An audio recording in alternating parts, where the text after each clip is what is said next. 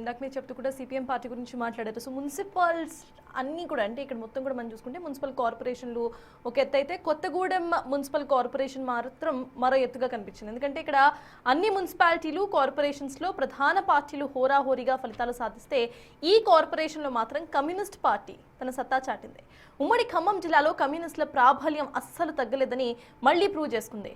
కొత్తగూడెంలో ఒంటరిగా పోటీ చేసిన సిపిఐ ఏకంగా 22 సీట్లు సాధించింది. అన్ని ప్రధాన పార్టీలు పోటీ చేసినా సరే అన్ని సీట్లు అసలు ఎలా ఈ పార్టీ దక్కించుకుంది? మేయర్ పదవికి బీఆర్ఎస్ ఓపెన్ ఆఫర్ ఇచ్చినా సున్నితంగా అసలు ఎందుకు తిరస్కరించింది? సిపిఐకి వచ్చినన్ని స్థానాలు వచ్చినా కూడా కాంగ్రెస్ మాత్రం సిపిఐకే సపోర్ట్ చేయాలని నిర్ణయించడం వెనుక అసలు రీజన్ ఏంటి? తోక పార్టీ అనుకున్న సిపిఐకు రెండు పార్టీలు మద్దతు ఇవ్వడానికి ఎందుకు వెంటపడ్డాయి? వీటి గురించి డిస్కస్ చేద్దాం. సార్, ఇక్కడ కొత్తగూడెం చూసుకుంటే బీఆర్ఎస్ ఆఫర్ ఇచ్చినా కూడా నో చెప్పింది, ఆ తర్వాత పోటీ చేసింది, అనంతరం కూడా 22 స్థానాలను కైవసం చేసుకుంది. ఎలా చూడొచ్చు సార్ ఈ గెలుపుని?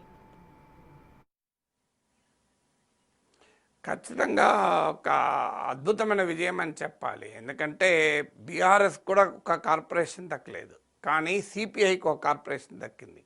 నేనేమి బీఆర్ఎస్ విక్టరీని తగ్గించడం లేదు, సిపిఐ విక్టరీని పెంచడం లేదు.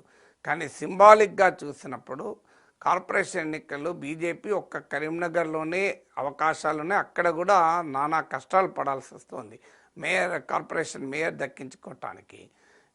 బీఆర్ఎస్కి అయితే ఒక్క కార్పొరేషన్ దక్కలేదు, కానీ సిపిఐ మాత్రం ఒక కార్పొరేషన్ గెలుచుకుంది. అది కీలకమైన అంశం.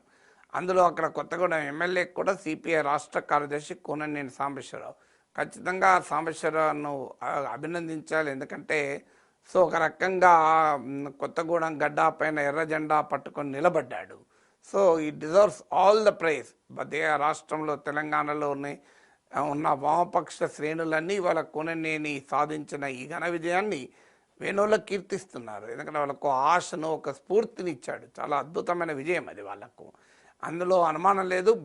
అందరితో పోటీ, మరి మీకు బీఆర్ఎస్తో, బీజేపీతో, కాంగ్రెస్తో, ఆఖరికి సోదర వామపక్షమైన సిపిఎం కూడా సిపిఐతో లేదు, కాంగ్రెస్తో ఉంది. అక్కడ కాంగ్రెస్ సిపిఎంలు కలిసి పోటీ చేశారు. అయినా సిపిఐ ఒక్కడుగా నిలబడి ఈ విజయాన్ని సాధించింది. మీకు దిస్ ఈజ్ ఓన్లీ, మీకు ఖమ్మంలో ఇది కొత్తగా 2004లో మీరు అప్పుడు సిపిఎంకు కాంగ్రెస్తో పొత్తుంది, కాంగ్రెస్ బీఆర్ఎస్ మీకు వామపక్షాలు. కానీ ఖమ్మం సీటు తేలలేదు.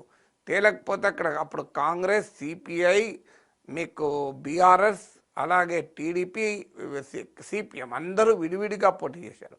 విడివిడిగా పోటీ చేసిన, అంటే BRS I think Congress support చేసింది, సిపిఐ, సిపిఎం, కాంగ్రెస్ విడివిడిగా పోటీ చేశాయి. విడివిడిగా పోటీ చేసిన సిపిఎం 10,000 ఓట్లతో గెలిచారు. అప్పుడు తమ్మినేని వీరభద్రం ఎమ్మెల్యే అయ్యాడు. కానీ ఆ తర్వాత సిపిఎం అనుసరించిన ఎత్తుగడల్లో లోపాల వల్ల సిపిఎం బలహీనపడుతూ వచ్చింది.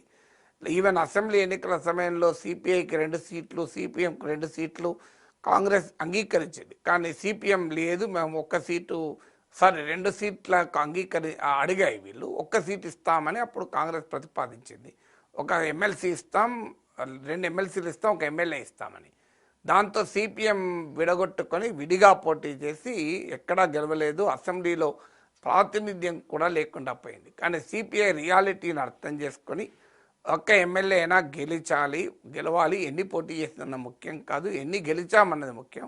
ఆ 1 సీట్ అయినా గెలిస్తే పార్టీకి ఒక రిప్రజెంటేషన్ ఉంటుంది అని ఒక కరెక్ట్ స్టాండ్ తీసుకొని కొత్తగూడెం ఒక్కటే, వాళ్ళు కూడా బెల్లంపల్లి ఇట్లా సీట్లు అడిగారు, మీకు ఉస్మానాబాద్ అడిగారు, కానీ అవి కాంగ్రెస్ ఇవ్వనప్పుడు 1 సీట్తో పోటీ చేశారు. పోటీ చేసి కొత్తగూడెం నుంచి ఎమ్మెల్యేగా గెలిచారు. ఎమ్మెల్యేగా గెలిచిన తర్వాత ఇప్పుడు కార్పొరేషన్లో కాంగ్రెస్ పార్టీతో చర్చలు జరిగాయి.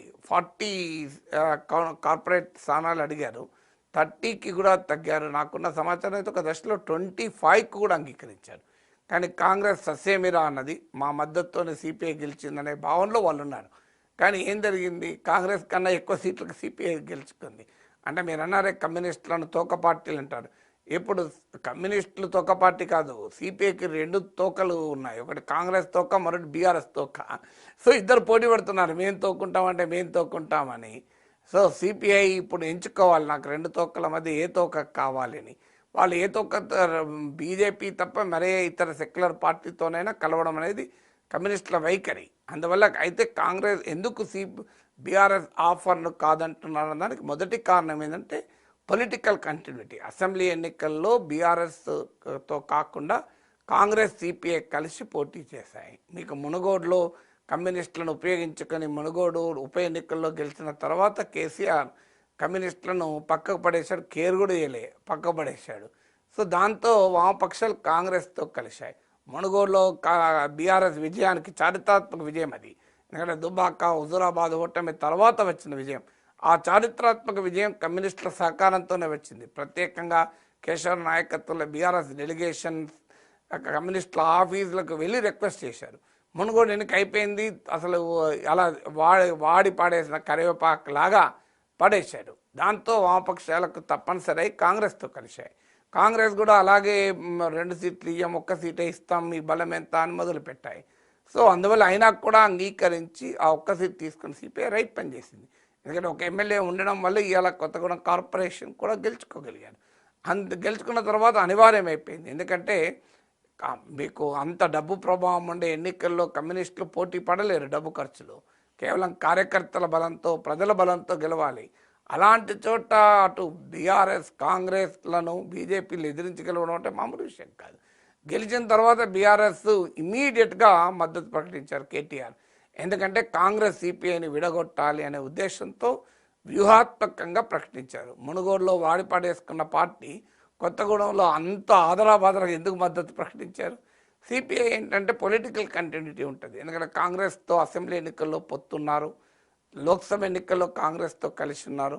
ఇప్పుడు ఎలాగో మేయర్ పదవికి కాంగ్రెస్ కూడా సపోర్ట్ చేస్తాను రెడీగా ఉన్నప్పుడు ఇప్పుడు కాంగ్రెస్ను కాదని బీఆర్ఎస్ను సపోర్ట్ తీసుకోవాల్సిన అవసరం ఏముంటుంది? కాంగ్రెస్ కనుక నో అంటే అప్పుడు ఖచ్చితంగా సిపిఐ బహుశా అదర్ ఆప్షన్స్ వెతుక్కుంటుంది కావచ్చు. కానీ కాంగ్రెస్ రెడీగా ఉన్నప్పుడు ఇబ్బంది ఏంటి? తర్వాత స్టెబిలిటీ రీత్యా చూసిన బీఆర్ఎస్కి 8 సీట్లు ఉంటే కార్పొరేషన్లో కాంగ్రెస్కి 22 స్థానాలు ఉన్నాయి. సో అందువల్ల స్టెబిలిటీ రీత్యా చూసినా కూడా కాంగ్రెస్ ఇది బెటర్ పార్ట్నర్ అవుతుంది కదా.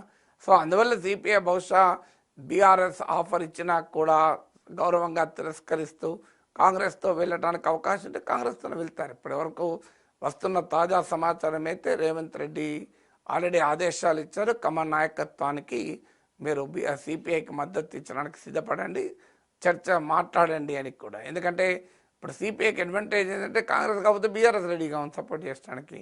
సో సిపిఐకి మేయర్ పదవి రావడం అనేది కష్టం కాదు. ఇప్పుడు మేయర్ పదవి ఎలాగో వస్తుంది, అది కాంగ్రెస్ మద్దతుతో వస్తుందా బీఆర్ఎస్ మద్దతుతో వస్తుందా అనేది చర్చ. ఈలోగా కాంగ్రెస్ కొంత ప్రయత్నం చేసింది ఇండిపెండెంట్లను లాగి వాళ్ళని వీళ్ళని లాగుదామని. కానీ మిత్రపక్షమైన సిపిఐ కార్పొరేటర్లని లాగడానికి ప్రయత్నం చేస్తే కాంగ్రెస్ పార్టీ రాష్ట్రంలో బదనాం కావడమే కాదు, దేశంలో కూడా దీని ప్రభావం ఉంటుంది. ఎందుకంటే ఇండియా కూటమిలో కమ్యూనిస్టులు కీలక పాత్ర, దేశ రాజకీయాల్లో కాంగ్రెస్కు బీజేపీ వ్యతిరేక రాజకీయాల్లో కమ్యూనిస్టులు ఒక బలమైన మిత్రపక్షం.